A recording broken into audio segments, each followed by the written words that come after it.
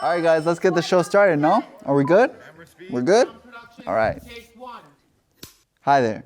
My name is Gael Figueroa-Enriquez, and I'm here to answer all the questions you have regarding Yonsei. Who am I kidding? Doesn't this sound just a bit too formal? I think it's great. Yeah, man, just get to the point. Yeah, you're right. So, you want to go to Yonsei as an exchange student, and you have some questions. Well, I'm going to the right place. Let's talk about it. Now, before we get started, we have to talk about the very first step, which is getting accepted. Now, there are various ways that you could visit Yonsei as an international student. One being the most common is UIC, the Underwood International College, where you can apply directly through Yonsei, or visiting as an exchange student. In my case, I visited as a visiting paying student, and that was through a third-party provider such as CIE, but there's other ones like IES and various numerous providers depending on where you're from. So, what comes first? The CIE process comes first. Online forms, a recommendation letter, a transcript, even a personal statement. That's what gets you nominated to Yonsei. Once CIE approved me, I had to apply again on Yonsei's portal. Same documents, different format, the passport scan, forms, uploads, all over again.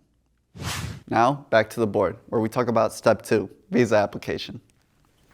Since I was only staying for one semester, I applied for a D2 visa. Some students get a D4 depending on their program length. In my case, the Chicago consulate required me to apply in person. Train ride to the city, documents in hand. Some consulates let you mail them in, but it depends, so you always got to check yours and make sure what the rules are. Once I turned in the form, then it was just a waiting game for that envelope to come back with my visa. Now we're moving on into my personal favorite spot, or least favorite depending, packing. Now, on my essential list, I really much have the big things: toiletries, any prescription meds that I would need, the most important one, snacks. But your essentials list might look different, so let me show you. Now, what you choose to pack is up to you. It can be anything from what you consider essential, the semi-essential, to why am I even bringing this? Whatever makes you comfortable and make you feel at home, I'd suggest you bring it. Now we're all packed, and I think it's time we head to the airport, so come along. Okay guys, so it's currently 7:30 in the morning. We're heading over to Chicago here. It's August 22nd, 2025. My flight leaves at 12 o'clock and I should land 14 hours later in Seoul. So come along and I'll show you this journey.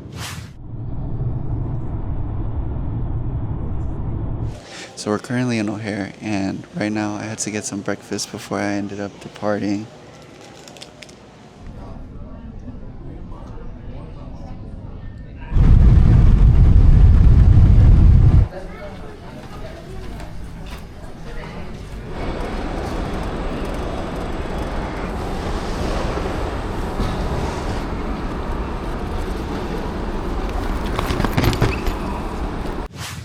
So I just got through immigration, and I would say that probably took only 15 minutes. Pretty smooth process. I'm currently with other students from CIE, and we're going to be waiting for the program coordinators to pick us up and then take us over to SK Global House to move in.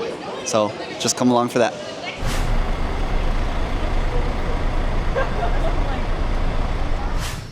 So after 14 hours, we finally made it here at SK Global House. Me and my roommate just met, and we started unpacking. We have orientation tomorrow at 9 a.m. So it's going to be a busy night, but yeah, stay tuned and then I'll show you after how the room looks.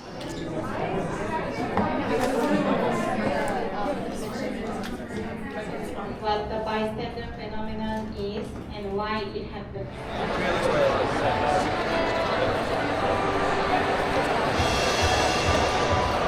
In an era of diverse values,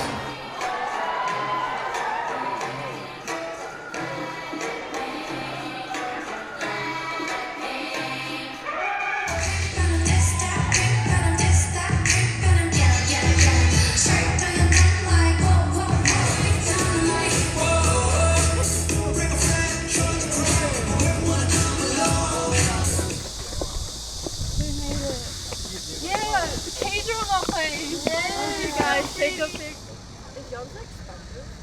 Yeah, what? It's in like SK, near SK. Little. Yeah, I can take. And after a full day, we're finally here, packed. This is how the room looks.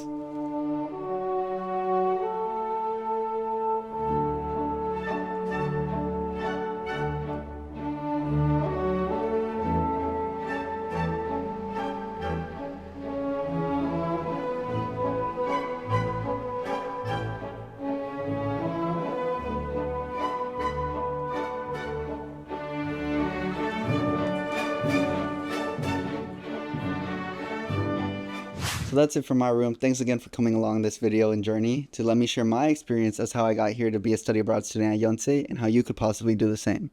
The best part of this journey is that it's just the beginning of this journey. So stay tuned for more content from me, and I hope to see you soon.